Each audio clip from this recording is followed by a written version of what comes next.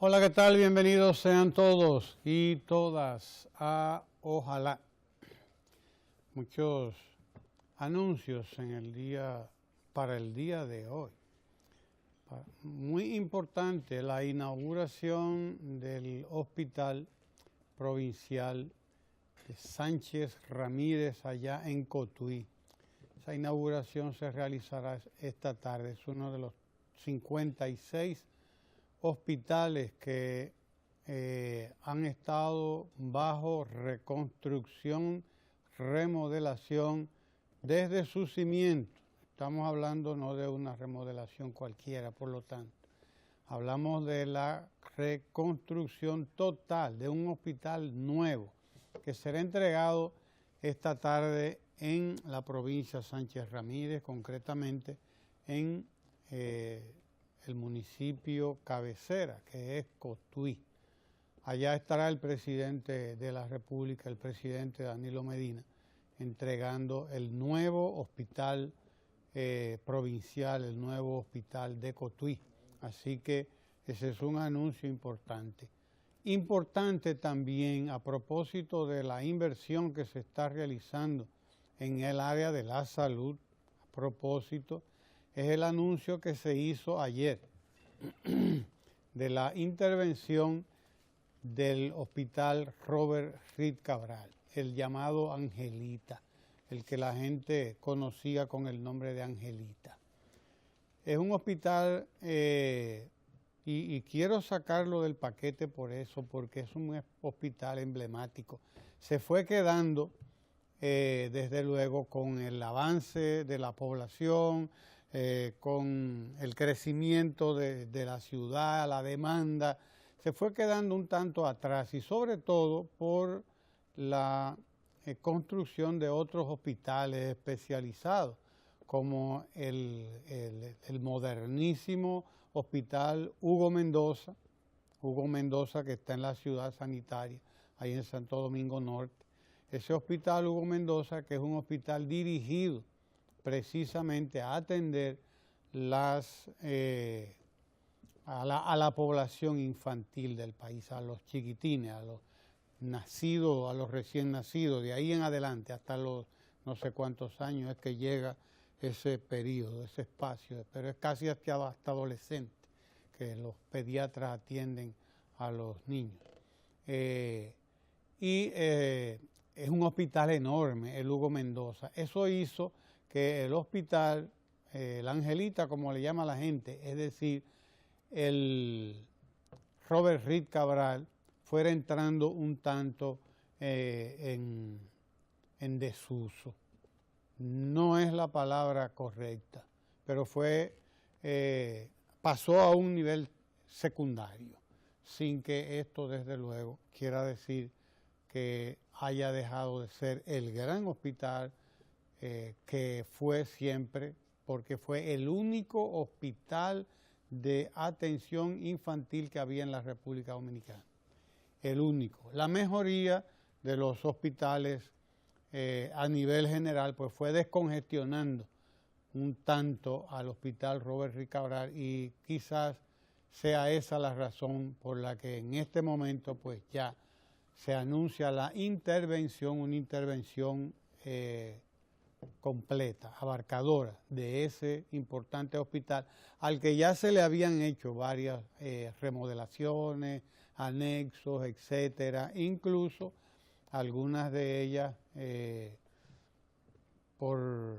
con intervención de la OPS o de la OMS, que instalaron allí algunos programas de vigilancia, etcétera, etcétera, de la población infantil de la República Dominicana. Pero indudablemente, pues si se va a hacer una remodelación del Robert Reed Cabral, pues estamos hablando de una intervención importantísima, importantísima a la luz del trabajo que viene haciendo el gobierno en esta área de la salud. 56 hospitales, de los cuales ya se han entregado 32, 33 con el de Cotuí, que será entregado esta tarde. Van quedando todavía unos 22, 23 hospitales, de los cuales, según anunciaba ayer el director general de la Oficina de Ingenieros Supervisores de Obras del Estado, la OISOE, el ingeniero Francisco Pagán, varios de ellos están ya en línea para ser entregados en los próximos días, los próximos meses, de aquí a final de año. Una inversión ingente, nunca se había hecho una inversión como esta a nivel de la salud, pero además a lo cual hay que agregar las decenas de farmacias del pueblo que han sido entregadas, además, más de una farmacia por municipio, todo el país, más de 150 farmacias del pueblo, de Proméselo, a distribuidora de medicamentos del Estado Dominicano, que ha ahorrado en lo que va de este año más de 2.000 millones de pesos a los dominicanos y a las dominicanas. Aparte de eso, habrá que destacar también los más de 3,5 millones de dominicanos que tienen acceso al Seguro Nacional de Salud. Nunca antes había tenido la República Dominicana una cobertura en el régimen de salud como la que hoy tiene. Hemos pasado de ser uno de los países de América Latina con más baja cobertura en materia de salud a ser uno de los que más alta cobertura tiene en materia de salud en su población. Una parte de ella en el régimen contributivo, pero la otra gran parte, 3,5 millones, más de 3,5 millones de dominicanos en el régimen subsidiado, en el servicio o el Seguro Nacional de Salud, el SENASA. 7,7 millones de dominicanos tienen hoy acceso a un seguro de salud, ya sea en el régimen contributivo, ya sea en el régimen subsidiado. 7,5, 7,6 millones de dominicanos. De ahí la inversión que se ha estado haciendo en salud y que no se detendrá y no deberá detenerse jamás, hasta tanto todos los dominicanos, y esa es la meta que se ha dado el gobierno del presidente Medina. Al final de este periodo, el 2020, ya el 100% de la población, 95, 90 o 100%, la meta que se ha puesto el gobierno es que el 100% de los dominicanos estén al 2020 en el Seguro Nacional de Salud. Los que no estén en el sistema contributivo lo estarán en el sistema, en el régimen subsidiado, que es el régimen que garantiza el Estado dominicano. Ningún dominicano deberá estar fuera del sistema de salud, del Seguro Nacional de Salud al 2020. Una meta importante, una meta loable y que importante que al 2020 pues cada uno de nosotros esté cubierto, estén garantizados sus necesidades de salud. Hablamos de un derecho fundamental, un derecho que está establecido en la Constitución de la República y que desde luego deberá pasar de ahí, de la Constitución, es decir, de la palabra, a los hechos. La inversión en el área de salud es una inversión monumental, pero además es una inversión en uno de los derechos fundamentales del ser humano. Sí, señor. Sí, uno de los grandes desafíos que tenemos como humanidad tiene precisamente que ver con el reconocimiento material de esos derechos que están ahí, esos derechos reconocidos como humanos que están ahí. Después de la Segunda Guerra Mundial, las naciones se organizaron. Es la única dictadura que reconoce derechos. Sí, es Sí, verdad. porque dicen unos periodistas por ahí que hay una dictadura. Lo que pasa es una que, dicta blanda. como decía el profesor Bosch, aquí hay una ignorancia política a veces en muchos de los periodistas que cubren temas políticos que no conocen ni siquiera los términos elementales. Él decía, por ejemplo, que muchos periodistas que cubrían fuentes eminentemente partidarias no conocían los estatutos de los diferentes partidos, nunca lo habían leído, y no conocían los conceptos elementales de política. Recuerdo que eso aparece en la recopilación de las obras de Bosch, donde hablan del partido y la concepción del partido. Había gente que le había criticado el término dictadura con respaldo popular, porque aquí se confunde el término dictadura con el término tiranía. Y tiranía y dictadura no es lo mismo. En América Latina se han vuelto sinónimos el término dictadura y el término tiranía, y Jesús de Galíndez en la obra La Era de Trujillo, él comienza analizando cómo tiranía es aquel régimen que tiene una norma escrita y la viola abiertamente, y dictadura tiene que ver con una persona que concentra el poder en función de, y cumple las leyes en función de un mandato, y viene del derecho romano. En Roma había un dictador que gobernaba por dictado. Galíndez menciona, por ejemplo, que solamente en Paraguay, en América Latina, hubo formalmente dictadura. Todo lo demás fueron tiranías. Pero la gente le gusta confundir. Bosch lo que hablaba en ese libro era de cómo frenar a la oligarquía que impedía que se tomaran medidas hacia el desarrollo.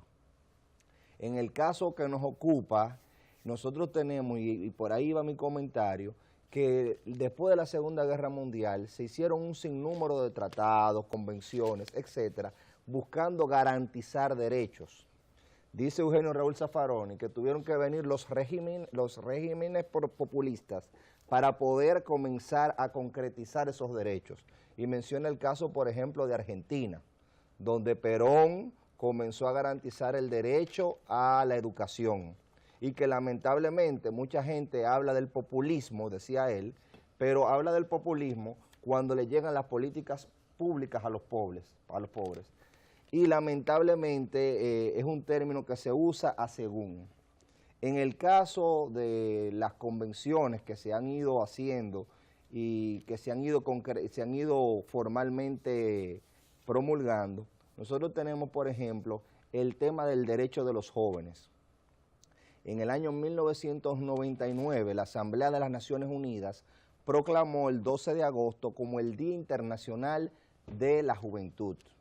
Ese Día Internacional de la Juventud, que es el 12 de agosto, a partir de 1999, por una resolución de la ONU, tomaba en cuenta las graves dificultades que tenían las personas que tenían un rango etario entre 15 y 24 años para insertarse a su vida adulta. Decía que había una serie de exigencias que se le hacían a las personas que estaban en ese rango etario entre 15 y 24, y esa serie de exigencias chocaban con un grupo de obstáculos que impedían que los derechos que estaban formalmente consagrados se le pudieran garantizar. La Asamblea de las Naciones Unidas, por ejemplo, te dice que de casi 7.000 millones de personas que hay en el mundo actualmente, hay casi 2.000 millones de personas que son jóvenes, personas comprendidas entre 15 y 24 años. Y que los grandes problemas que enfrentan los jóvenes se encuentran en que muchos se tienen que ver desplazados por un clima de inestabilidad política en la región, y que muchos no asisten a la escuela, se ven impedidos de asistir a la escuela. En el caso de la República Dominicana, nosotros tenemos una situación diferente a esa situación general que plantea la Asamblea de las Naciones Unidas, porque aquí el problema no es un problema de conflictos de guerra, no es un problema de jóvenes desplazados, aquí hay un problema de exclusión social, básicamente. Ese problema de exclusión social se manifiesta en la falta de empleos, en la falta de oportunidades.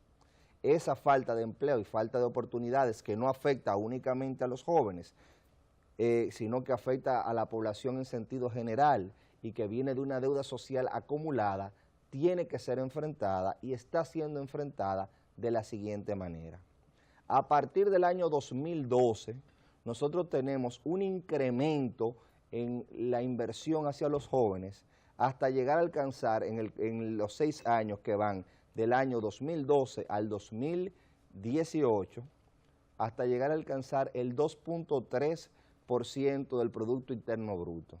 Esto representa, como dijo el director nacional de presupuesto, un incremento de un 9% mensual en fondos destinados a la inclusión de los jóvenes, a políticas públicas dedicadas a los jóvenes. En República Dominicana, valga la aclaración, si bien tenemos que la Convención Iberoamericana de Derechos de los Jóvenes dicen que la juventud es las personas que tienen entre 15 y 24, nuestra Ley General de Juventud habla que son el rango de personas que van entre 15 y 35. No obstante eso, cuando se analiza entre 15 y 24, nos encontramos que en República Dominicana existe, como dije, un 2.3% del Producto Interno Bruto invertido en los jóvenes. ¿Cómo se ha manifestado eso? Bueno, eso se ha manifestado en una mayor inclusión social, por ejemplo, el tema que a la Asamblea de las Naciones Unidas le preocupa, que es la ausencia de esos jóvenes en las escuelas. En República Dominicana está siendo complementado con lo que ha significado la jornada escolar extendida y la inversión de un 4% del presupuesto, un 4% del Producto Interno Bruto en la educación, lo que ha significado esa inversión para la inclusión de los jóvenes. Pero, ¿qué yo quería llamar la atención?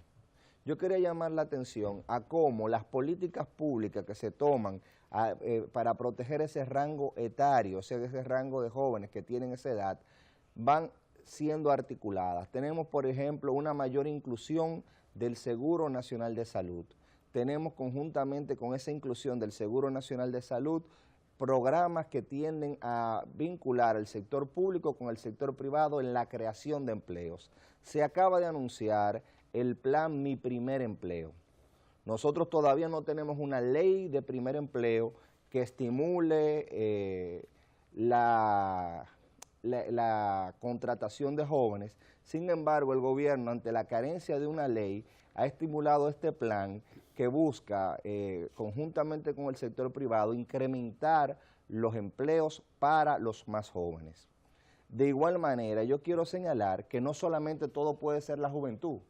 Cuando vemos lo que ha pasado con los envejecientes, que también es otro rango que merece atención, nosotros nos encontramos con que hay políticas públicas destinadas a proteger también a las personas envejecientes. Usted se encuentra con que se ha aumentado la cobertura del Seguro Nacional de Salud, usted se encuentra con que una persona que tenía más de 70 años no le daban seguro médico, cuando es a partir de esa edad que comienzan a incrementarse las enfermedades. Entonces tenemos una cobertura de seguro de salud y una cobertura para enfermedades catastróficas que está abarcando más de 55,000 personas mayores de edad. O sea, 55,000 personas, adultos mayores, tienen acceso a medicamentos de alto costo en función de una disposición del gobierno que busca proteger la vulnerabilidad que tienen las personas envejecientes.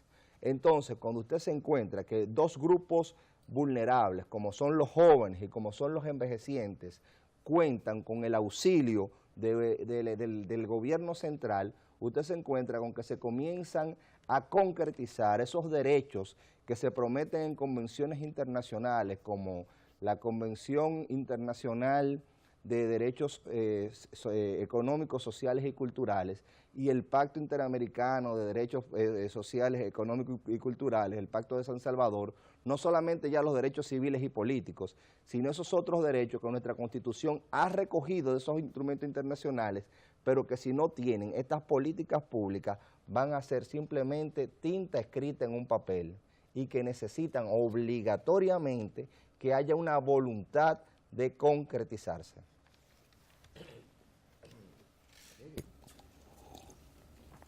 Yo soy de los que piensa, contrario aparentemente a ustedes, los jóvenes y los mayores, yo soy de los que cree que que o todo toro o todo vaca, y que aquí todo toro o todo vaca quiere decir que la mayoría de los trabajadores dominicanos son jóvenes. Yo no sé si el primero o el segundo empleo. ¿Pero por qué? Porque la mayoría del pueblo dominicano es absolutamente joven. Busque los parámetros de edad. Ahora, ¿qué quiere decir eso? Que llegará el momento en que todos o la mayoría vamos a ser viejos, incluido usted. Porque si la mayoría es joven ahora, me da la impresión de que la mayoría va a ser vieja en algún momento. Con esto lo que quiero decir es que se construyen una serie de discusiones sobre temas como este que terminan quedando abarcados en el conjunto de la política pública. Porque ¿quién dijo que nosotros queremos que los jóvenes trabajen si en realidad lo que estamos es estimulando que entren a las universidades?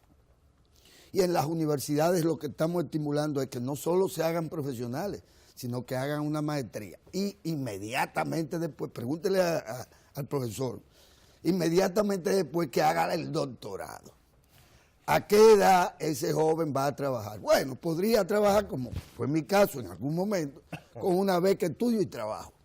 Pero usted no puede querer mandar a todos los jóvenes para las universidades nacionales y extranjeras, y que además se sumerjan un año entero en, como el inglés de inmersión, y que además entonces trabajen en la zona franca, trabajen por aquí. Si usted está promoviendo hacia los jóvenes políticas que se supone responden a una visión de futuro, o trabajan, no señor, por eso se prohibió el trabajo infantil y juvenil.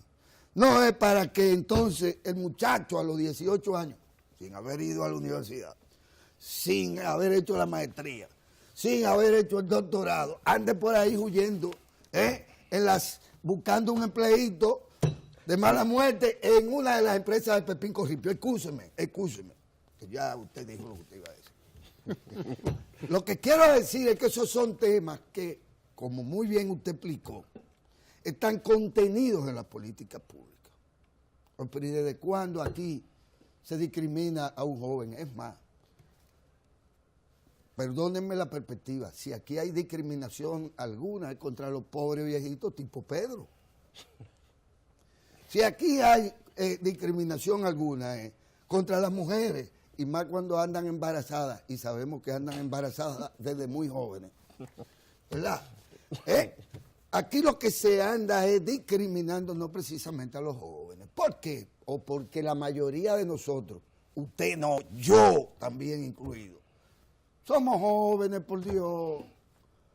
Somos jóvenes, porque además todos estos parámetros que usan los organismos internacionales, de mil cosas que hay también que discutir, porque es una vara cosa y una enredadera que no permite que realmente se tenga conocimiento sobre ciertas verdades. Entonces, solo del PIB, el 2.1 se invierte en los jóvenes. Vaya usted a ver. ¿Con qué se come eso? Ni en Payán usted se come usando y de PIB y 2.1%, solo para los jóvenes. No, por Dios. Mire, esos no son los problemas de este país. Los problemas de este país... El 4% del PIB que se invierte en la educación va a los jóvenes. Va a quién demonio puede ir. No será para Felito y Andrés y comparsa. Se conecta a lo que estaba diciendo. Pero por favor. Tiene entonces, que ver con el énfasis en determinados sectores. Que son construcciones que nos ponen a hablar plepla en sentido general. Serio. Es decir, tú sabes que es un problema serio en este país, jóvenes o no, y también afecta a los jóvenes. Y pone en juego incluso hasta su propio régimen alimenticio, que ya se advierte que de nuevo la ADP pretende sabotear el inicio de un esperado año escolar. Esperado año escolar porque bien se sabe, óyeme, que los papás ya no quieren ni siquiera que le den vacaciones a los muchachos. Están tan interesados en su formación académica, en su buena formación académica, que los muchachos estén protegidos y que coman todos los días. Pero estos tipos vuelven a jugar, lo hicieron el año pasado, yo no sé si ustedes recuerdan. Sí, las hidalguías. Ustedes recuerdan. Bueno, pues vuelven con el mismo boicot. ¿A qué? A los jóvenes. A los jóvenes, a los niños, niñas, jóvenes y a otros que no somos tan jóvenes. Porque esto es, bueno, el profesor Ramón ha tomado una maestría en centros sanitarios y hospitalarios del país. Comenzó su periplo ayer con Francisco Pagán, nuestro querido amigo, y lo venía escuchando en la radio por igual, en una nota. Usted sabe lo que se está invirtiendo. Este gobierno está destinando a centros hospitalarios, centros de atención primaria. Pero eso está entaponado. Y hay que decirlo. De alguna manera está entaponado. Porque no basta con que usted le ponga llave en mano a los miembros del Colegio Médico Dominicano, que están en lo mismo también. Entonces, no, es que esto no va a servir el sistema de salud. No importa que usted haga todos los centros hospitalarios nuevos. Y yo me pregunto, ¿es que serán jóvenes o viejos los médicos estos, los del Colegio Dominicano? ¿Qué quieren? Y es verdad, y tienen razón, porque es que los cambios afectan muchos intereses, incluso intereses espurios. Hay gente que no, que sigue ahí en el sistema. ¿Usted sabe planteándose qué? Trabajar 2.5 del PIB, no, trabajar 2.5 horas de las que le corresponden en su jornada de trabajo. Pero es que están en otra clínica y tienen cesárea, porque además nada más hacen cesárea, por así decirlo, ¿usted me entiende? Y tienen el pluriempleo. Estamos compelidos al pluriempleo, eso no es verdad. Eso tampoco es verdad. Y usted lo sabe y lo sabemos todos. Hay quienes hacen ese esfuerzo porque lo necesitan, pero la mayoría de la gente no puede construir un bienestar sobre la base de trabajar 16 horas al día, porque eso se abolió hace 200 años, por favor. ¿Y qué es lo que es el bendito pluriempleo? Bueno, que usted tiene que trabajar más de lo que realmente usted tendría que trabajar para ganarse la vida o para enriquecerse. Sí, pero siempre se recorta uno los trabajos. Siempre, ¿verdad? Se la buscan para ponchar antes, qué sé yo, no sé. Y lamentablemente el público. No sé, ¿verdad, Pedro?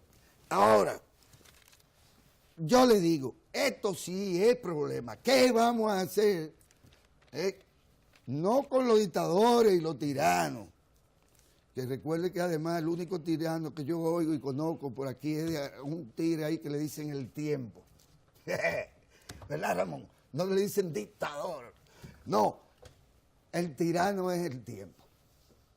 El de los jóvenes y el de los viejos igualitos. Pero ese sigue regla. Por eso sería más un dictador que un tirano. No, pero es una convención en cualquier caso. ¿Y qué resulta? Que las dictaduras existen, como usted bien sabe. El pueblo dominicano sabe tanto que le da trepito la diferencia entre dictadura y tiranía. Y lo fundió, según el español dominicano, lo fundió en que es lo mismo. Un dictador es un autoritario, un dictador no es un... La dictadura el pueblo la conoce, el pueblo sabe lo que es una dictadura. Por eso el pueblo, jóvenes y viejos, y discriminados y demás, sí, porque todo aquí es una discriminación, eso es lo que nos pintan los pobres discapacitados ahora en primera página. Todos tenemos realmente por delante el enfrentar a la dictadura de las mentiras, a la dictadura del engaño, a la dictadura del chantaje. ¿De quiénes? De quienes, como la ADP se atreven a decir, después que los muchachos tienen dos meses esperando ahí, sin poderse comer todos los días lo que se comen todos los días, por política pública dirigida a niños, jóvenes y también a las mujeres, y también a Pedro, que es un no tan joven, pero Pedro sale beneficiado de esa política pública. Pregúntele si él se preocupa ya por la merienda de sus hijos. No, se preocupa el Estado. Y por la comida. No, Pedro está aquí haciendo su pluriempleo. Usted tiene que explicarle a esta gente cómo son las cosas a los jóvenes, a los más jóvenes, que no terminan de entender cuál es la mecánica. Miren, vamos a enfrentar a quienes están boicoteando las visitas sorpresas. Que le dicen a la gente que esa visita sorpresa, como la amiga de Ramón, cuesta el traslado del presidente con toda su comitiva más que las 1000 tareas de tierra que se iban a sembrar de maíz, o que se van a sembrar, o que el camión que recibieron.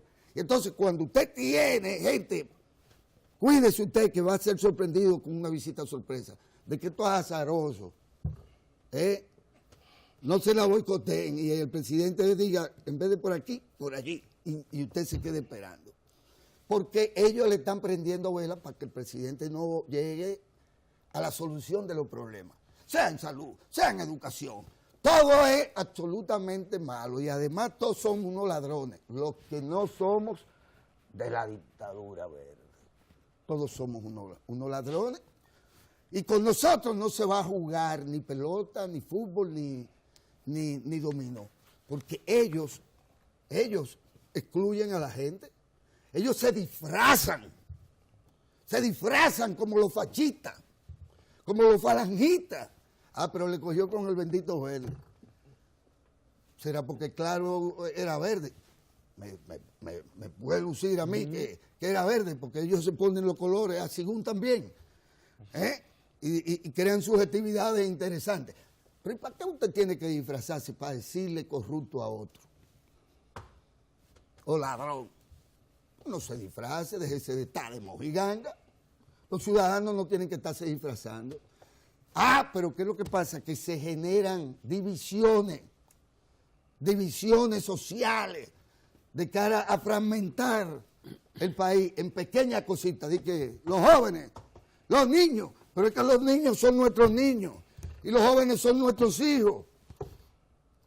Y usted es joven.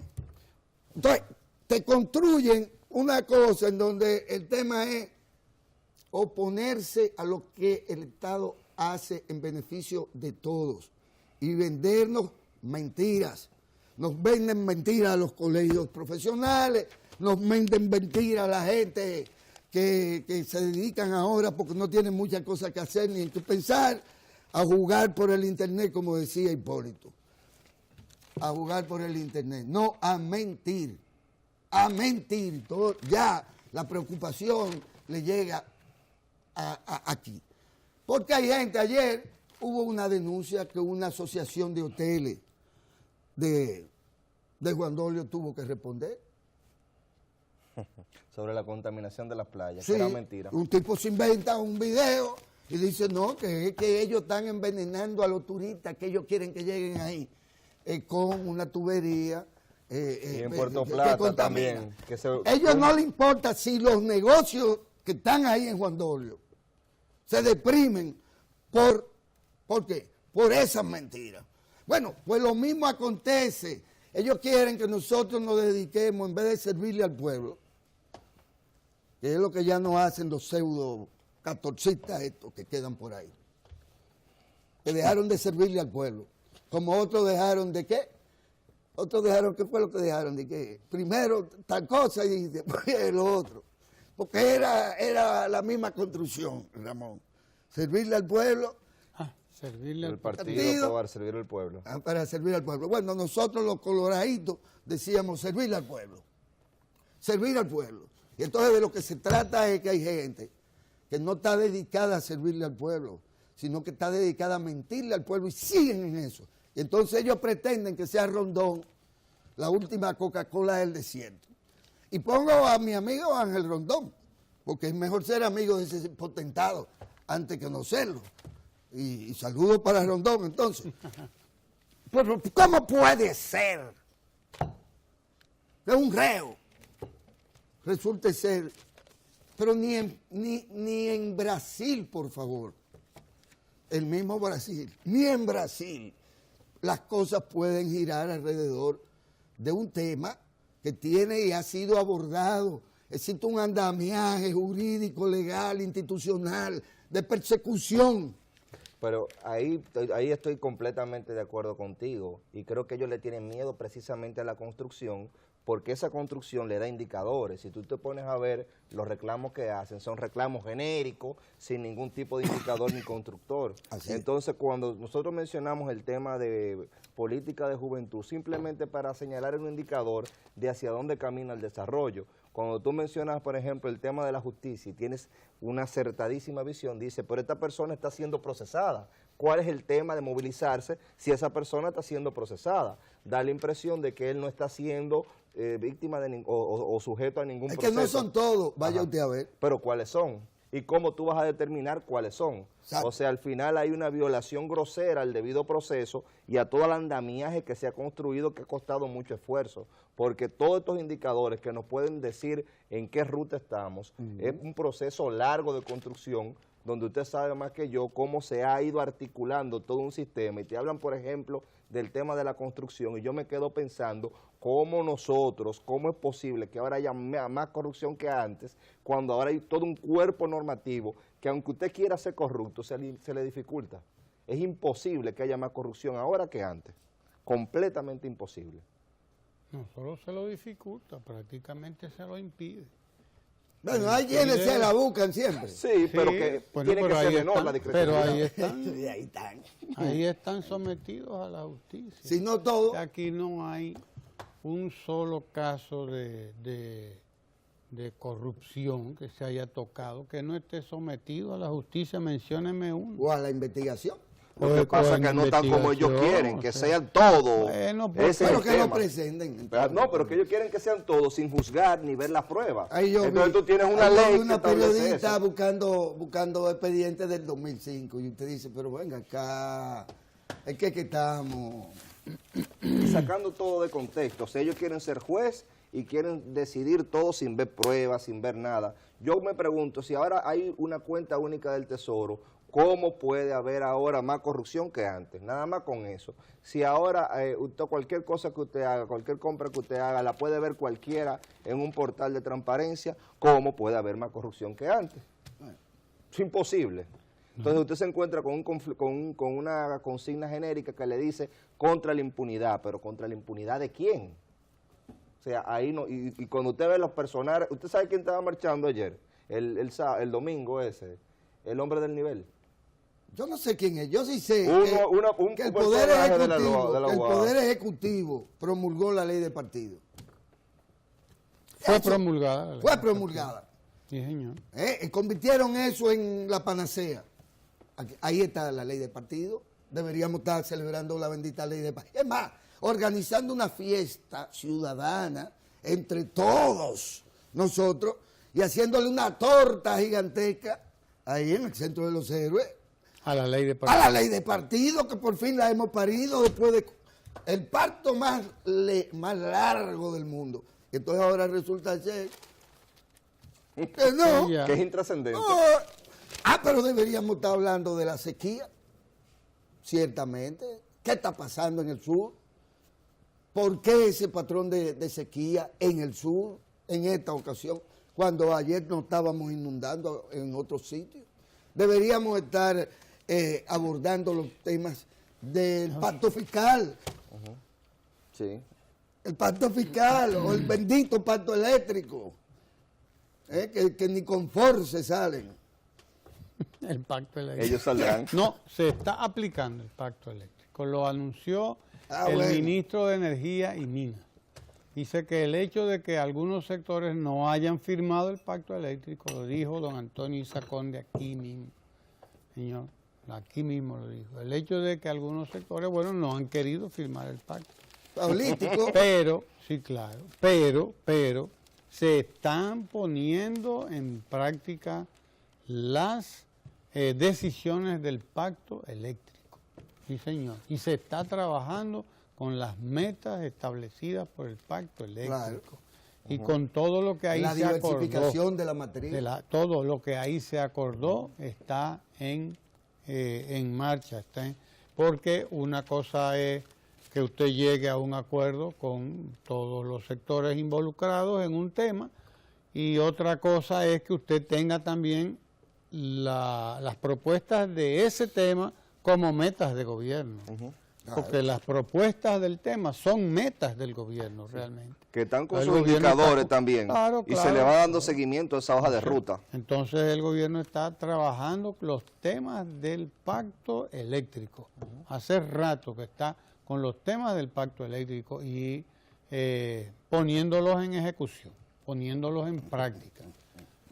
Independientemente de que algunos sectores no hayan querido firmar el pacto eléctrico. Las metas del gobierno son las metas del Estado, son metas que están en ejecución en estos momentos en el pacto eléctrico. Nosotros tenemos a Juan González aquí de la DIAP, que va a continuar esta conversación con nosotros sobre diferentes temas, de la Dirección de Información, Análisis y Programación Estratégica de la Presidencia, la DIAP. Así que quédese ahí para que continuemos esta conversación con Juan González. No se vaya de ahí. Vamos a hacerlo aquí mismo.